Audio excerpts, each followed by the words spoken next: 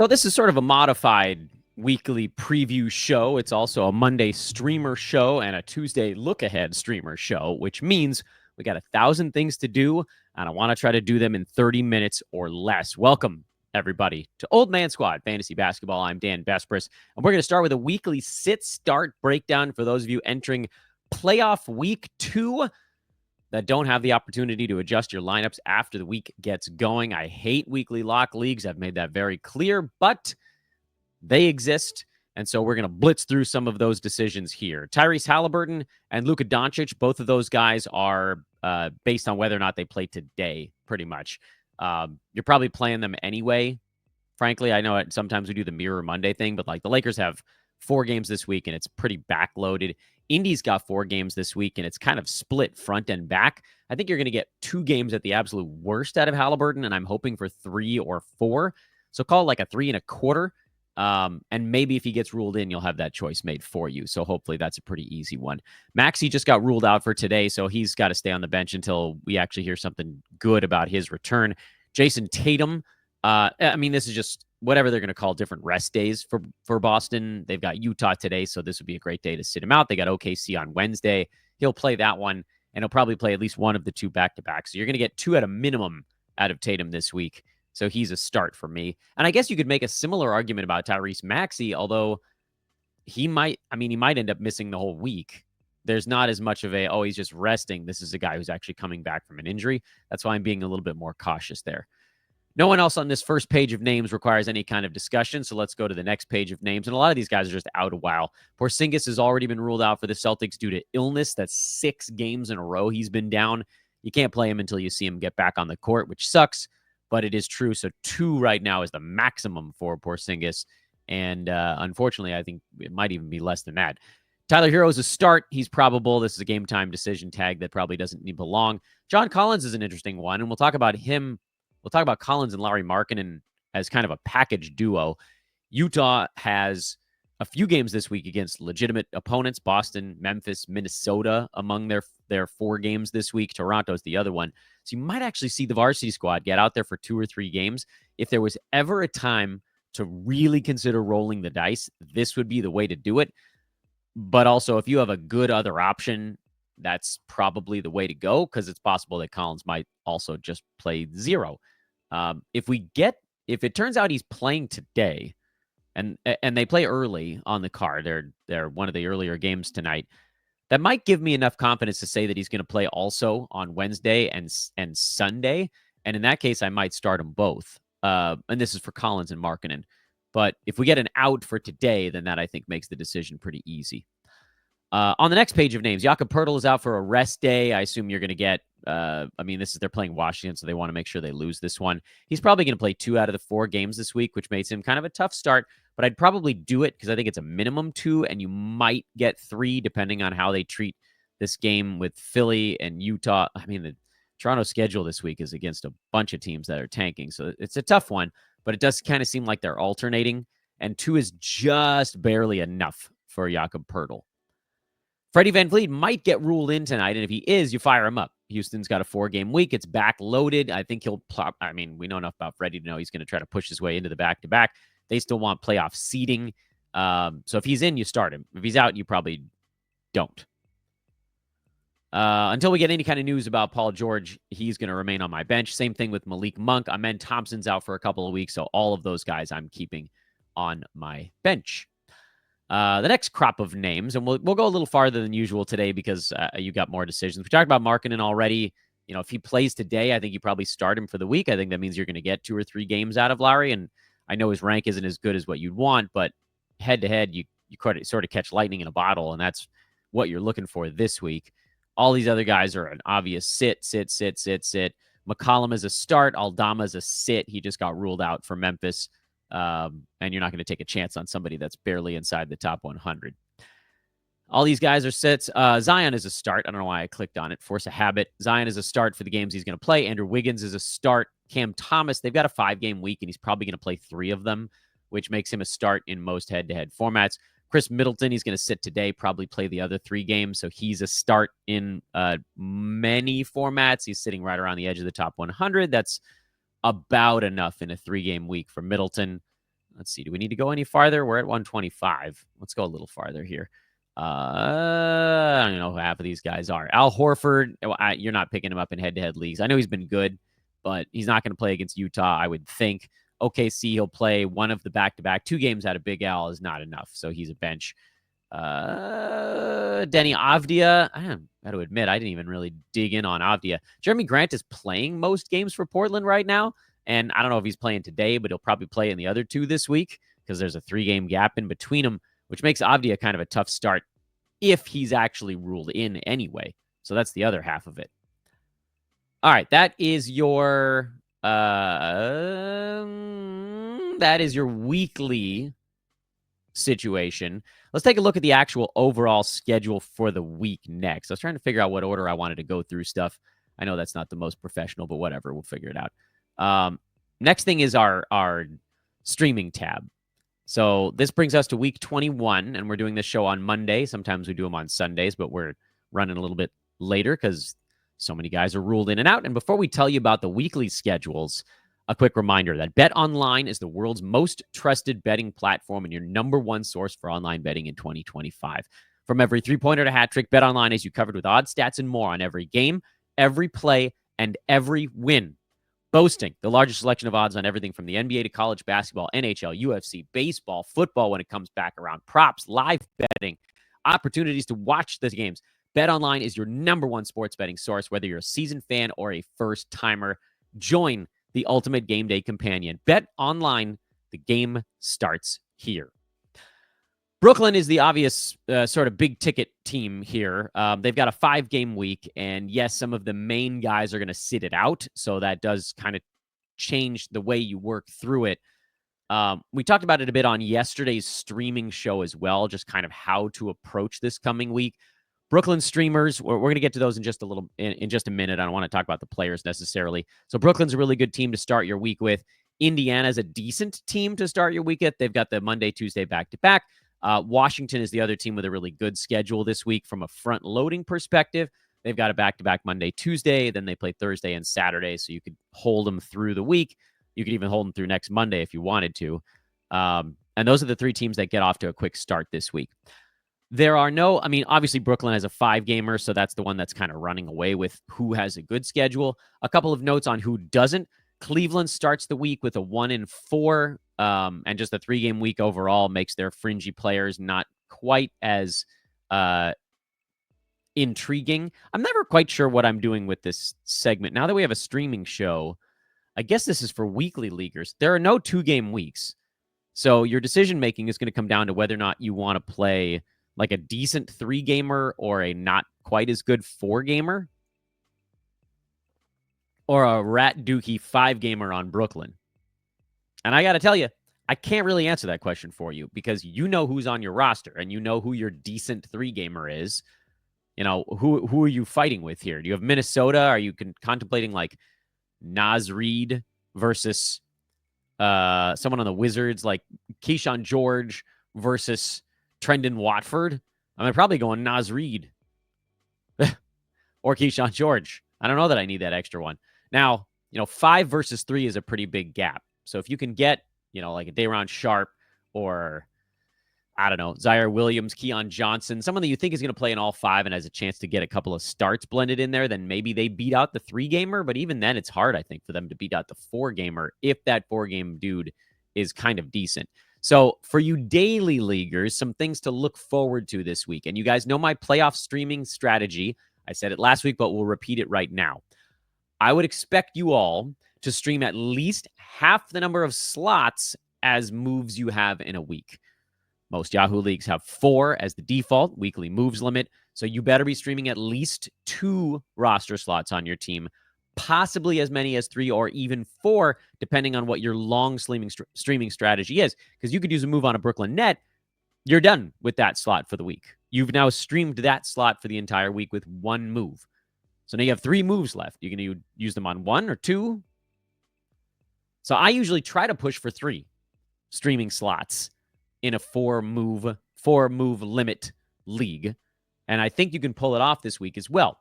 When you should use them is also up for debate. So if you have someone, say, today, and frankly, they could have a 3-game week in almost any capacity. If you can get an okay Brooklyn net on your team, that's great. But if Brooklyn's choices are crap, let's say those 3 more trustworthy guys are already off the board, and so you're debating between Noah Clowney and Trendon Watford and Jalen Wilson or whatever.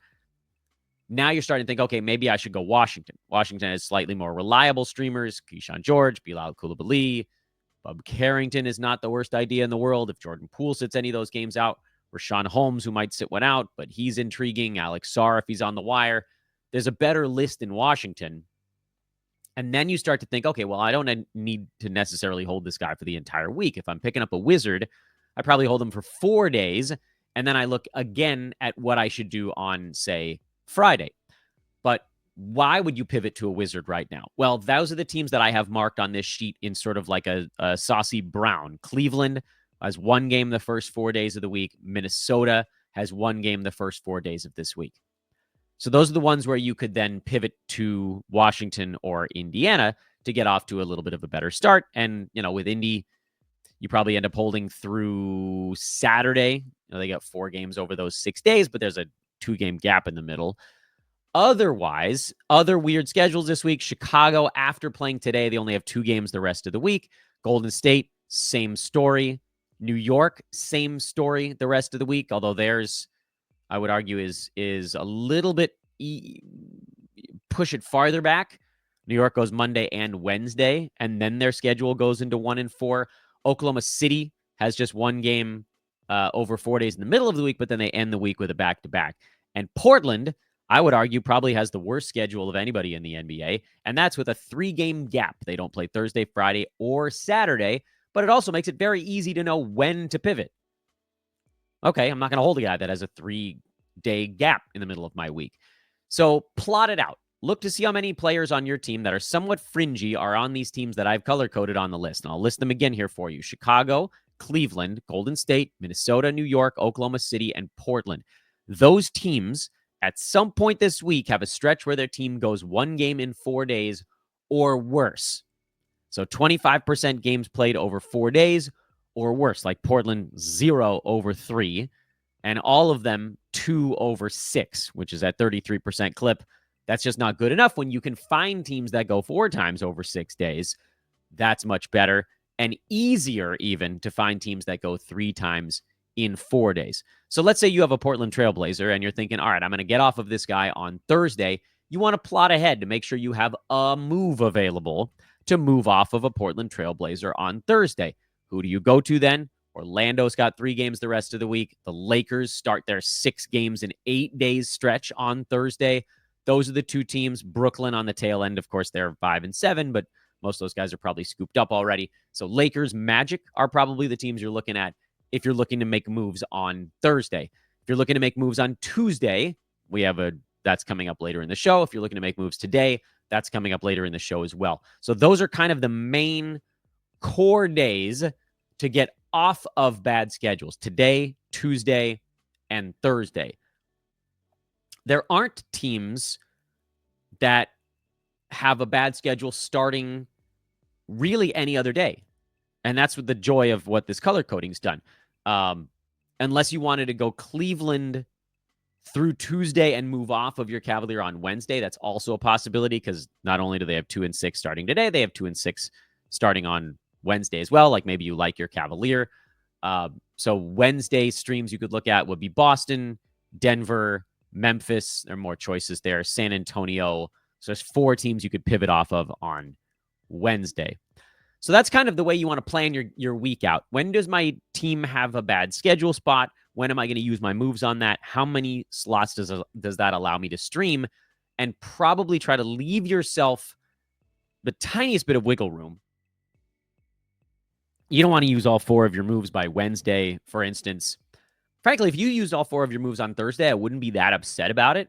It does leave you vulnerable to a Friday, Saturday, Sunday injury. So I'd try to keep 1 for those last 3 days, if at all possible. But I think you could blow at least, N-1, all but 1 of your moves Monday through Thursday. You just want to make sure you load up on games played and you sort of run out of time to do it later in the week, unless you're replacing a 0. By the way, you guys should open up this damn Google Sheet. It's very easy to find. It's called the Dan Besbris Fantasy Basketball Super G Sheet. It's in the show description. The link is right there. It's free. You can see the tabs at the bottom. Lots of different ones. We mostly had it during draft season, but this has been the in-season one, and it's been quite effective. Let's do the next thing here, and that is to turn our attention to the actual streaming board. Let's get that bad boy up on the screen for you guys to look at. There it is. All right. So that's the playoff streaming guide. We already did the playoff week 2 starter kit. That's what we did in the last segment. And this is a perfect opportunity for me to remind you guys to subscribe to Old Man Squad Fantasy Basketball. If you made it this far, please do hit that subscribe button. We're going to do these types of shows, streaming guide shows, every single day through your entire fantasy playoff. So I hope that'll be enough to convince you to make us part of your daily routine. Follow me on Twitter at Dan Besbris, DanBesbris, Old Man Squad over on Blue Sky Network, Old Man Squad Fantasy on Instagram. And if you have a moment, drop a 5-star review on iTunes or Spotify while you're liking the video. Oh, comments are open as well. And I've managed to do it. I think I can keep it up the rest of the way because things are starting to get a little bit quieter in the fantasy basketball universe. I think I answered every single question posted on YouTube this season. I don't think I'm going to be able to keep that up next year if the site continues to grow the way it has been. But damn it, I did it for this one. So congrats if you were part of the initial crop. All right, we talked about this on yesterday's show.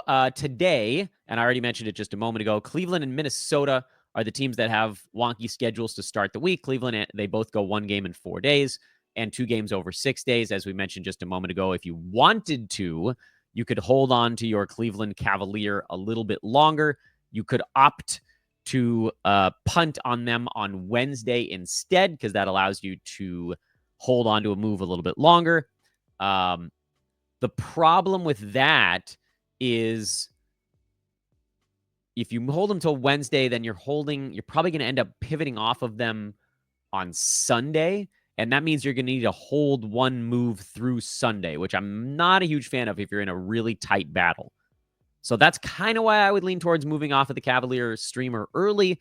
But, if you really like whoever it is, DeAndre Hunter, Ty Jerome, Max Strus, whatever, then maybe that's the way to go. I think there are streamers out there that are pretty close to value that will get you those bonus games earlier in the week. It also, by the way, you put your opponent on their heels when you rack up a bunch of games early. They start to have to use moves earlier than they wanted to. Unless what you're doing doesn't work at all. In which case, oops. Teams to target today. We talked Brooklyn, Washington, and Indiana. I haven't yet given you the names. Let's do that now. Well, we did yesterday. Brooklyn, the 3 names that I trust here in a 5-game week, Day'Ron Sharpe, boards, steals, blocks, and field goal percent. I don't know if Nick Claxton's going to sit out any of these games, which is a damn shame because if he does, Sharpe's going to go huge. But even if he doesn't, Day'Ron's going to get probably about 90 to 100 minutes over the 5 games this week. Maybe you squeak into a few more if Claxton has any foul trouble in there. That's enough to put up a lot of boards, steals, field goal percent, positive impact, and blocks. Keon Johnson is the next one on the Brooklyn list. He'll get you some free throw percent and some steals. I think he'll see some extra activity with Cam Thomas and D'Angelo Russell likely sitting out some ball games. And then Ziaire Williams is sort of the third choice. Cam Johnson just got ruled in for Monday. So if you're going Ziaire, just know that today's probably not going to go that great. And you hope for a couple of big ones blended in with some bad ones altogether. But that's kind of the case for anybody. You're pulling out of Brooklyn in a 5-game week because their good players are going to rest. Their bad players are not very good. Great choices. Washington, Kyshawn George. I mentioned these names: Bilal Coulibaly, Bub Carrington, Richaun Holmes, Alex Sarr, Corey Kispert was the only one I didn't say earlier. And then I think Holmes may have been, did he get ruled out for this one already? Let me triple check myself on that before we go down the Richaun path. He is indeed out for the front end of their back-to-back, which super sucks, but he'll play in the other 3, and Rashawn's been very, very good. I think probably a better play in games cap, just given the back-to-back rest, which leaves these other guys on the table and what they do. George, boards, assists, steals, and blocks. Coulibaly, points, boards, assists, and steals. Bub, points and assists, but I'm not that thrilled about it with Poole back. Holmes, as we mentioned, probably not a guy we want to have on our list right now, and actually, I didn't put this into view mode, so we can just delete him while you watch. Alex Sarr, points, boards, and blocks, probably on rosters. And then Kispert, he'll probably get you I don't know, 8 threes over those 4 games. That's not bad, but he's not going to do much else. And then Indiana, probably the best choices of the teams with a decent schedule today, but also the worst of the 3 schedules. Bennedict Mathurin is going to give you some points and a bunch of free throw percent positive impact. Andrew Nembhard, points, assists, and steals. Aaron Nesmith, points and both percentages. He's been running hot lately. And then possibly TJ McConnell. He's currently listed as questionable after rolling his ankle over the weekend. Oh, Bradley Beal and Aaron Gordon just got ruled out while we were talking. Oh, and Jokic is questionable? That's a pisser. All right, we'll see how that goes. The big guy never misses a day. Jokic, come on, we know he's going to play. Whatever. You're playing him regardless because it's a 4-game week, isn't it? Yeah, Denver's got a 4-game week. This is the back end of an OKC double. Woof. OKC again, then Minnesota, then the Lakers, and then Washington. That's the game if anybody's going to rest for the Nuggets. So probably that Wizards game. I don't think anybody's out that isn't hurt for this one. I think they'd like to get a little revenge over the Thunder who beat them up good yesterday. In any event, that's not the point. We got sidetracked. If TJ McConnell gets ruled in, and frankly, even if Tyrese Halliburton gets ruled in, I still like all of those names. Just, you won't get quite as much. Let's talk Tuesday a little bit. That's the one thing we haven't covered yet. Tuesday's the sort of fresh material. Teams to avoid starting on Tuesday. And we talked about this just a moment ago during our weekly preview. Portland, we told you 1-5. That's part of that. But again, you could hang on through their game on Wednesday. Chicago, after today, their schedule turns sour. Golden State, same thing. New York, again, you could hold the Knicks through Wednesday if you wanted to. Again, it just gives you a little bit more opportunity, and there's some pretty good choices on Thursday also. So just keep that in the back of your mind. And then Oklahoma City, who we talked about, has that weird gap in the middle of the week, but then they come back with the weekend back-to-back. So not mandatory to dodge all of these teams on Tuesday, some of them more than others. Like the Knicks, you definitely want to move off by Thursday, but it doesn't necessarily have to be on Tuesday. I think you could make a similar argument for Portland was the other one, right? Yeah, they're Monday, Wednesday, and then their schedule turns a little clunkier on Thursday. The reason I'm trying to give you these outs, if you want to hold on to Portland through Wednesday, if you want to hold on to OKC through Wednesday, if you want to hang on to New York through Wednesday, do it, because the only team with a good schedule starting on Tuesday is the Clippers. The Nets, I would argue, have an okay schedule starting on Tuesday. They at least have 4 games left the rest of the week, but all of their good players are going to have been scooped up today on Monday. So there's not going to be anybody left for you on the Nets on Tuesday. That's why I didn't put them back on the calendar, because they're only a 4-6. They don't have a back-to-back. They don't have a 3-4. The only team that has a back-to-back or a 3-4 starting on Tuesday is the Clippers.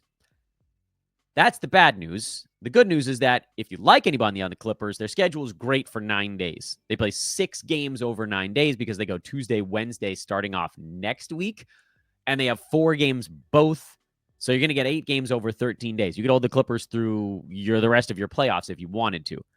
You don't have to, because 2 over the final 4 is fine, but not outstanding. But you got a really nice run. And the other good news for the Clippers is that you have a couple of choices, guys that are likely available on waiver wires right now on the Clippers. Not all of them. We've been talking a lot about Chris Dunn for a while, so odds are he's probably on a roster by now.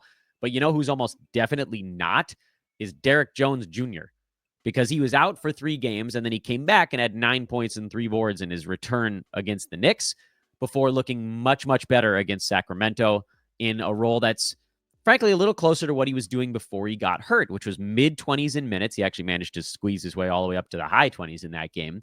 Good field goal percent play, good steals play for Derek Jones Jr. He doesn't get you much else. 1 3-pointer and 3.5 boards is not much.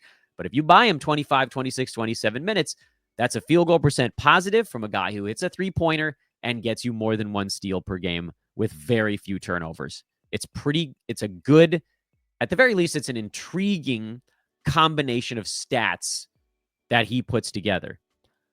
And I think I like him more than Bogdan Bogdanovic in this instance. just because with Kawhi in, Bogdanovic is very limited in what he does. He's going to score a little bit, and he's going to hit a couple of threes. I think he had some better rebound numbers in that last ball game, but that was pretty unusual, and I would be floored if that happened again. That was the Knicks game. He had 12 rebounds. He came back in the last one. He had 9 points and 4 assists, which is fine. But at least with Derrick Jones Jr., I think you're getting a slightly more predictable fantasy stat set. And I got to be careful because I think Bogdan actually makes decent sense as a streamer as well, because you're probably going to get 8 to 14 points. You're probably going to get one or more 3-pointers, and you're certainly going to get more assists than Derrick Jones Jr., but you might not get any defensive stats. That's a possibility because the minutes aren't going to be there in the games Kawhi's playing. Kawhi will sit out one of those 4, and that'll be your Bogdan game, but the other ones, there's a little iffy. Still, if you're stuck, and I'll scroll back up again so you can see the teams that have no game on Wednesday, meaning the teams that go into multiple days off after Monday. So Chicago is one of those, and I think was Golden State the other one. So the Bulls, especially now with Vooch coming back, so Zach Collins, there's no reason to hang on to him beyond today. Don't use a move today to get off of Collins. Just accept the fact that you're not going to get a great ball game. But like tomorrow, you're going to get the hell off of him. Golden State, if you got a fringy warrior like a Moses Moody or something like that, you're probably going to want to punt on Tuesday. You got no choice really but to go Clippers. Because otherwise, you're not gaining that many games. If you go from a team like the Warriors or the Bulls that have 2 games left the rest of the week to a player that has 3, it better be a comparable or better streamer. The nice thing about going to a guy with 2 games over 6 days to a guy with 4 is that the streamer doesn't even have to be very good. Because I know what you're thinking. You're like, but Dan, like, I'm sitting on Trey Jones, and he's looking great these days. He's putting up high teens in points. He has a chance to get me like 8 assists a ball game and 5 rebounds. I'm like, yeah, those are great numbers. But in a 2-game week, bang that up against somebody with 4. The 4 gamer's generally going to win.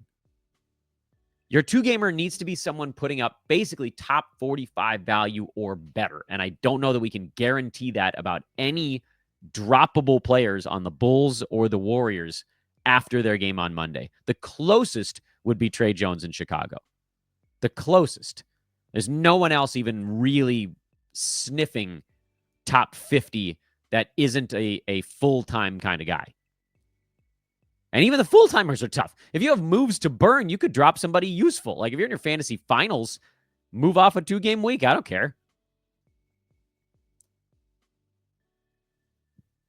Oh, yeah, everybody's getting ruled out right now. It's a good thing I'm doing the show close to lunchtime. Kelly Oubre just got ruled out, so that's going to mean probably more Lonnie Walker. Sounds like the other Sixers are still hanging in there. Beal out. Brandon Williams on the Mavs, questionable. Oh, it's a scene, man. Jamal Murray, questionable. Aaron Gordon out. We already mentioned Jokic, questionable. Jeremy Sohan, doubtful. Stephon Castle, questionable. Kennard out. Brandon Clark, questionable. Holy moly. Oh, it's a time, man. All right, we'll try to add any of this stuff on the interwebs as the day goes on. Make sure to pay very close attention to, I would say, underdog_NBA on Twitter. They've got the fastest news feed if you don't need the analysis with it. They got a great news feed for you. And then it's a pretty good segue to playing underdogfantasy.com with us here on the program, right? Pretty good segue. We still don't know who's in and out, so I still can't put a card together for you guys, at least not yet. But I'm probably going to do it later today at some point.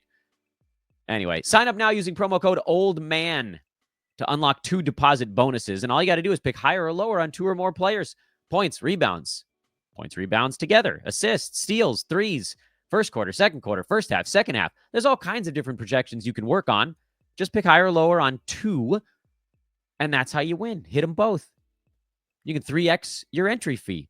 And if you use our promo code, you can get up to $1,000 in deposit match bonus cash and a free play whenever you'd like to use it, turning one of your 2 on any given entry card into a guaranteed win. And that day, you'd only need to hit 1 out of 2, which is pretty great if you're 3xing your entry fee. That's pretty awesome. So play with us at underdogfantasy.com. It's your call. We're starting to win too, by the way, which is extra fun. We're up. Talked about how we were working the units on that. All right, I almost kept it under a half hour. It's like 30 minutes and 20 seconds. That's pretty damn close by slow-talking Dan Vesper standards. Good luck on Fantasy Week 2. Don't worry, we're going to do these shows every single day, so you'll know who to stream, especially as news breaks. Guys might pop on and off of our lists, and I will also port it over onto the Twitters as well. Hit that subscribe button on your way out. Hit that like button on your way out if you're watching on the YouTubes. And please drop that 5-star review if you're finding us here in your playoff push and you're wondering where you're going to get all your information. Happy to have you guys. Dan Vesper's over on Twitter. That's the spot to start. I'll see you guys tomorrow. We'll have 2 more shows every damn day. We're going to do 2 during the week and streaming on the weekend. It's a sprint, man, but we're going to get there. I'm Dan. I'll see you guys.